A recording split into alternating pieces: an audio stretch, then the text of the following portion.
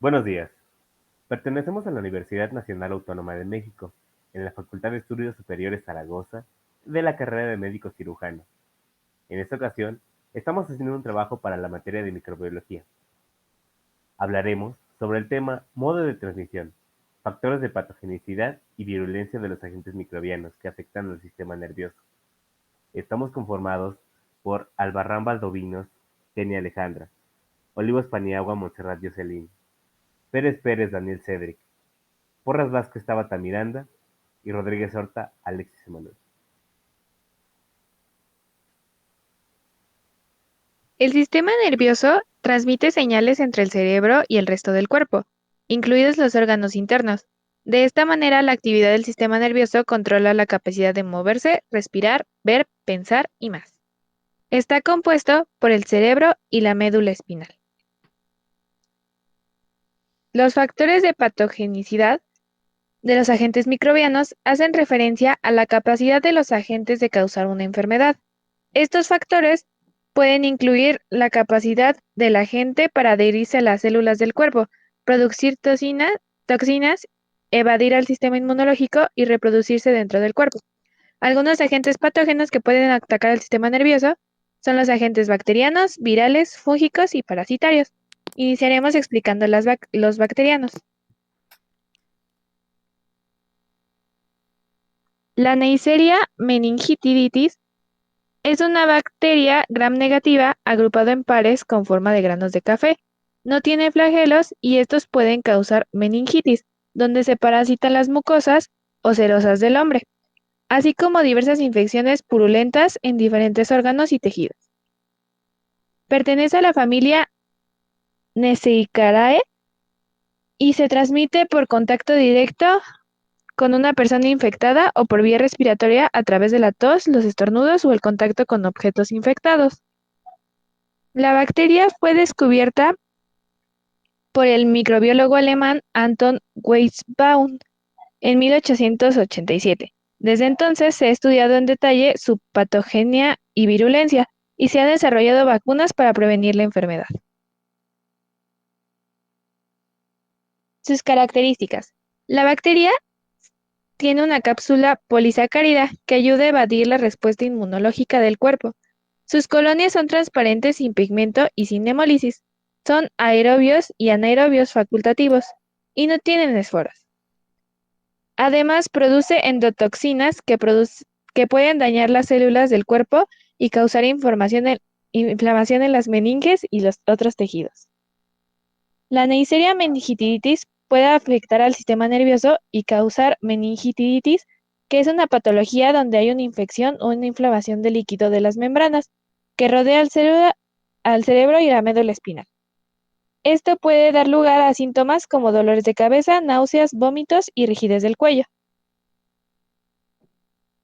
Su modo de infección indica que la bacteria tendrá la capacidad de colonizar la nasofaringe por sus pilis y la cápsula que hace difícil la fagocitosis de lipopolisacáridos que tiene efectos tóxicos. La bacteria penetra la mucosa desde la nasofaringe, pasa a la sangre y de aquí llegan a las meninges, donde se multiplican.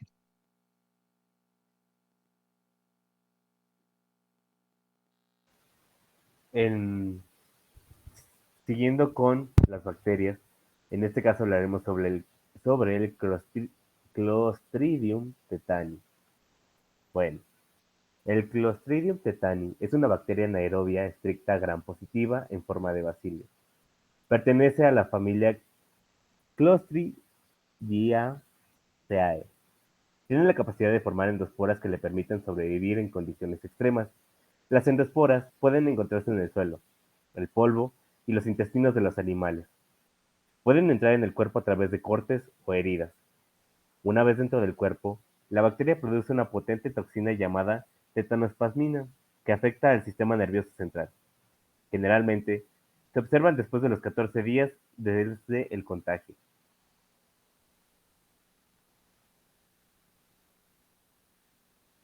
Entre sus características está que se presentan flagelos pétricos cesta, producen cápsula, producen colonias convexas y circulares con bordes lisos y regulares.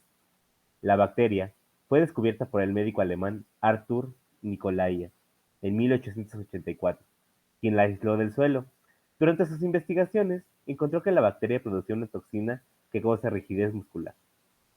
La Clostridium tetani es una bacteria que vive principalmente en el suelo y en sitios de poca higiene.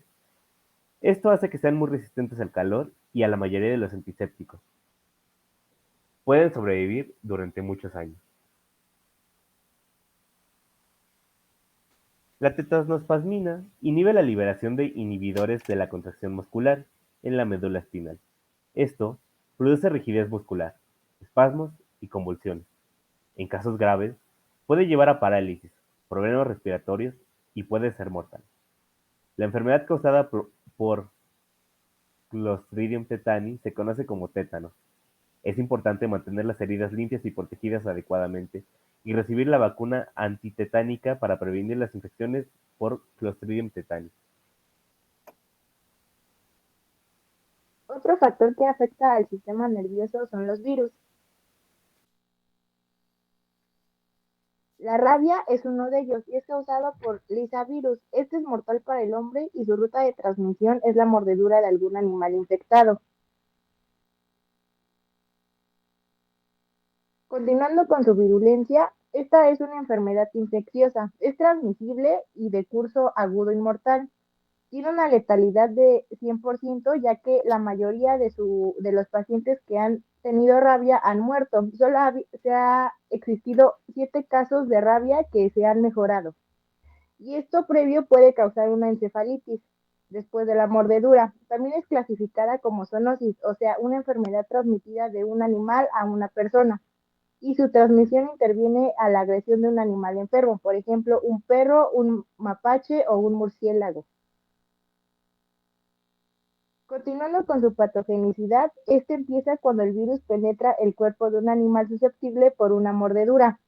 Este mismo virus empieza a progresar al sistema nervioso central para desarrollar la enfermedad como una infección.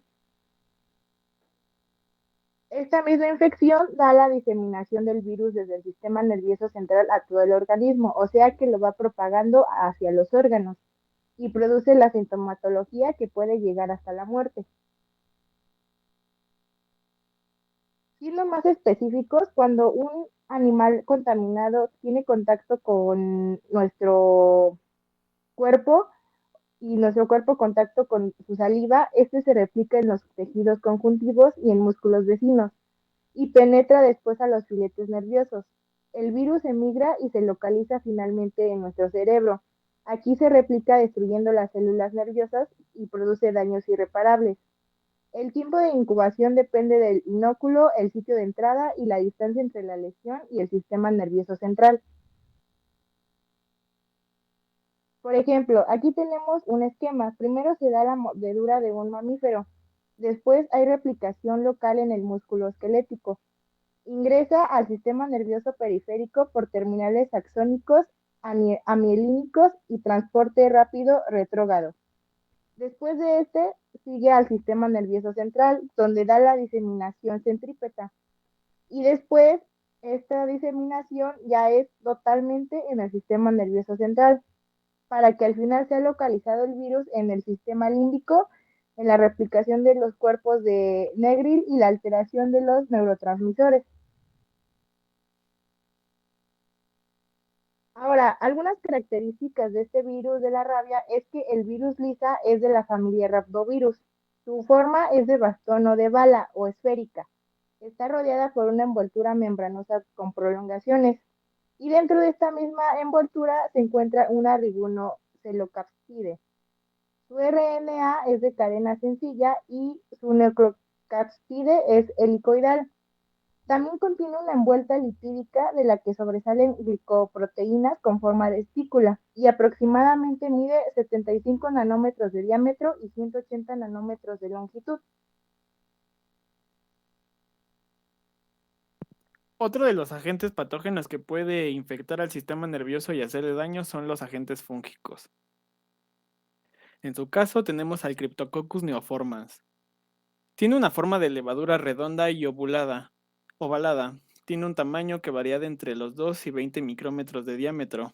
Tiene una cápsula polisacárida y se puede distinguir con una tensión de tinta china, siendo así que las levaduras negras se ven rodeadas de una cápsula clara.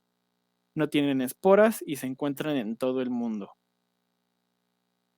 Como mencioné anteriormente, es una levadura, es una de las formas que tienen los hongos para crecer.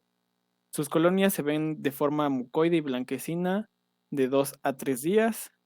La forma de la levadura es esférica cuando está en un proceso de gemación, que es la forma en la que se reproduce, contiene ureasa y son adquiridas por la inhalación de las células de la levadura.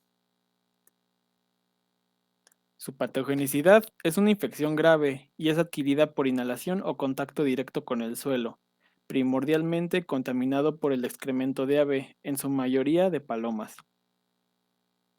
La virulencia y sus factores. Es un hongo oportunista, es decir, que se va a presentar cuando haya una déficit o haya una baja en el sistema inmunológico, cuando éste se vea disminuido. Y las enfermedades principales que son factores de riesgo para adquirir la enfermedad son el SIDA, linfoma de Hodgkin, otros linfomas, sarcoidosis, corticosteroides, o más bien su uso, y el trasplante de un órgano sólido. También afecta típicamente a los pulmones, principalmente por la forma en la que se adquiere, la inhalación llegará a los pulmones y tiempo después se diseminará al resto del cuerpo, siendo piel, huesos, hígado, el vaso, riñones, próstata y algunos otros tejidos. Pero la forma principal y la forma más peligrosa de la infestación de este órgano será ante todo en el encéfalo y en las meninges, siendo la más peligrosa y causando una meningitis. Bueno, y por último tenemos a los parásitos. Siguiente, por favor. El Toxoplasma gondii es el agente causal de la toxoplasmosis. Recibe su nombre por un término griego que significa arco, en virtud de la forma de media luna del parásito. Este es un parásito intracelular obligatorio y su agente causal fue descubierto en 1908, cuando Charles Nicoll y Louis Monacux observaron al parásito en muestras de hígado y vaso de roedor de la especie Ctenodalius gundi. Un año más tarde, Nicoll le da el nombre de Toxoplasma gondii en referencia a su forma arqueada y por su presencia en el gundi. La primera vez que se logró hacer pases repetidos con este parásito fue en 1937 por Sabin y Olitsky. Su razonamiento científico fue que si se trataba de un parásito intracelular y los virus también son intracelulares, que en esa época sobrevivían mediante pases repetidos inoculando homogeneados de tejidos, pues tal vez el T. gondii podría ocurrir lo mismo. Entonces, mediante homogeneados de cerebros, pudieron infectar nuevos ratones por inoculación intracraneal, subcutánea e intraperitoneal, y se percataron de que los ratones mantenidos en una jaula adquirían la infección cuando se comían a otros infectados que convivían en la misma jaula, dando lugar al carnivorismo. Esto parecía lógico, aunque cabe aclarar que en lugares donde hay animales herbívoros o personas vegetarianas también se podía contraer la toxoplasmosis.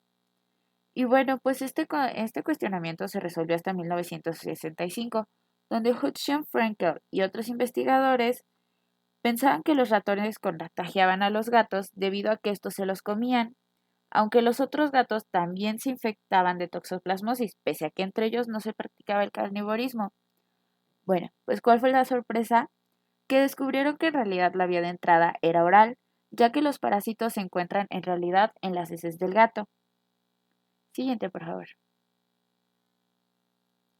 Y bueno, pues su ciclo de reproducción y transmisión comprende una fase sexual en el epitelio entérico del huésped principal, es decir, los felinos, y una fase de reproducción asexual e extraintestinal en los huéspedes intermediarios, como lo son los mamíferos y las aves.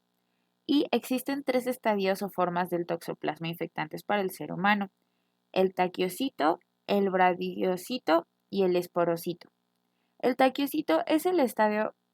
Regresarle, por favor. Gracias. El taquiocito es el estadio observado en la fase aguda de la infección, Es intracelular obligado y capaz de invadir cualquier tipo de célula, con excepción de los eritrocitos. Tiene forma de media luna y mide entre 4 y 8 micras de largo por 2 a 4 micras de ancho. Se reproduce por fisión binaria o endodiogenia, forma de división celular en la cual el parásito se divide dentro de la célula madre. El taquiocito sobrevive en una vacuola en el interior de la célula, donde se multiplica. Después de varias divisiones o endopoliogénesis, la célula se rompe y los parásitos liberados invaden a otras células.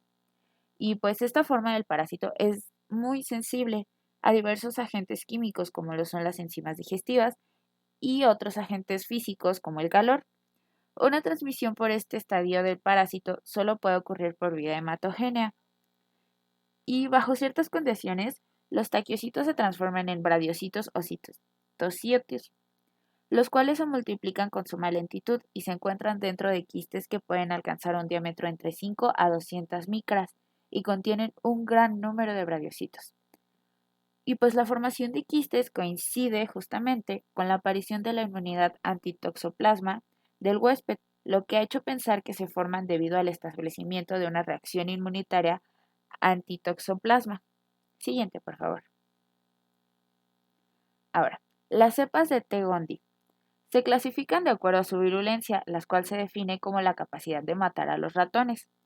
Las cepas virulentas presentan una DL100, que es decir, es igual a una dosis letal 100, dosis a la que 100% de los animales mueren, y no son capaces de generar una infección crónica, además de que corresponden a las cepas tipo 1 de la nueva clasificación de estudios genéticos. Y por otro lado tenemos a las cepas avirulentas, que presentan una DL100 que es igual a 103 e inducen una infección crónica. Y de acuerdo a los nuevos estudios genéticos, corresponden a las cepas tipo 1, tipo 2 y tipo 3. Siguiente, por favor. Por último, su transmisión. Los quistes y los ooquistes son las formas del toxoplasma que intervienen en la transmisión de toxoplasmosis al hombre y a los animales. La transmisión puede ser adquirida o congénita. Bueno, pues la toxoplasmosis adquirida puede tener un lugar por vía oral, por ingestión de ooquistes que contaminen a los alimentos, esto es mediante contaminación fecal, o quistes presentes en la carne cruda o parcialmente cocida, lo que llamamos carnivorismo. También puede suceder en algunos casos de trasplante de órganos o transfusiones sanguíneas, sobre todo si el órgano proviene de una persona infectada de modo crónico. Y tenemos a la transmisión congénita, que tiene lugar en el caso de las mujeres que contraen la infección durante el embarazo. Los taquiocitos se multiplican durante los primeros días de la infección, pueden atravesar la placenta en forma extracelular o intracelular e infectar al feto, con consecuencias muy graves. En la especie humana, la transmisión congénita solo se produce una vez en la vida, dado que la presencia de inmunidad antitoxoplasma en la madre antes del embarazo impide el paso transplacentario del parásito si hay reinfección. Los huéspedes intermediarios se contaminan por ingestión de oquistes o quistes, y después de esta ingestión, los quistes u oquistes liberan los parásitos por acción del jugo gástrico y comienzan a multiplicarse en las células epiteliales del intestino. Los taquiocitos, ya sean extracelulares o intracelulares, se diseminan en el organismo por vía sanguínea y linfática y pueden multiplicarse en todos los tipos celulares, a excepción de, como ya habíamos mencionado, los eritrocitos, lo que produce la infección aguda. Después de 1 a 2 semanas, cuando la inmunidad antitoxoplasma comienza a establecerse, los taquiocitos desaparecen de los tejidos y se enquistan. Y pues estos quistes son característicos de la fase crónica de la infección y persisten durante largos periodos o bien durante toda la vida del huésped. Siguiente, por favor. Y el segundo parásito del que les voy a hablar es el Cysticercus cellulosae. Y este Cysticercus cellulosae metacéstodo, o también llamado forma larval de la Taenia solium. Desde el punto de vista taxonómico, la Thesolium pertenece al reino Animalia y su subreino es el Metazoa. El filium es el Platemythos. Su clase es Cestoda, es del orden Cyclopidea y su familia es la Tandiae y del género Taenia. La especie, como ya mencionamos, es la Thesolium y es un parásito helminto que mide de 1.5 a 5 metros de longitud y vive en el intestino delgado del hombre. Siguiente, por favor. Los hospederos son son mediante los huevos eliminados en las heces humanas y pueden afectar a dos tipos de hospederos. El cerdo, que es el hospedero intermediario, que ingiere las heces directamente, y el hombre, este también es hospedero intermediario, pero es accidental, que ingiere alimentos contaminados con materia fecal, y también se le puede conocer como el hospedero definitivo. Y la contaminación de los alimentos. Esto puede ocurrir a veces de forma directa, como es mediante el riego de alimentos con agua con heces, y la manipulación de alimentos por portadores de taenia sin la higiene suficiente. Siguiente. Gracias. El ciclo biológico y de transmisión. Una vez digerida la pared externa del huevo en el estómago del hospedero, se activa el embrión e ingresa a la circulación sanguínea o linfática a través de la pared intestinal. De esta manera, las oncósferas pueden llegar a diversos tejidos del organismo, incluyendo el músculo esquelético, tejido subcutáneo, ojo y, sobre todo a lo que nosotros nos centramos, el sistema nervioso central. En las personas también puede ocurrir autoinoculación de huevos de taenia hospedada en sí misma por el ciclo ano-mano-boca y en forma menos frecuente por regurgitación de proglótidas desde el intestino al estómago. El ciclo del parásito se completa cuando el individuo adquiere la teniasis intestinal al comer carne de cerdo mal cocida que se encuentra obviamente infectada con cisticercos. Siguiente. Y bueno, pues la cisticercosis del sistema nervioso central, denominada también neurocisticercosis, NSC, es la afección resultante de la ubicación de la forma larvaria de Taenia solium en el cerebro, la médula espinal o en los compartimientos liquorales, como lo son los ventrículos, las cisternas o las meninges. En un hospedero intermediario, sea este el cerdo o el humano. Y esto puede originar signos y síntomas variables dependiendo de la localización de los cisticercos. Estos se pueden localizar tanto en ojos como en corazón o lo que nosotros nos ubicamos, que es el cerebro y la columna vertebral. En el cerebro causa convulsiones o síntomas similares a los de un tumor cerebral y en la columna cerebral causa debilidad o cambios en la marcha debido al daño en los nervios de la columna. Y pues en la actualidad la neurocisticercosis se trata farmacológicamente con albendazol o praziquantel. Y pues también se puede tratar con cirugía, pero esta está indicada cuando existe hidrocefalia en las localizaciones ventriculares 4 y 3 y ventrículos laterales en la cisticercosis subaracnoideas y raquídeas y en pacientes con atrapamiento del cuarto ventrículo.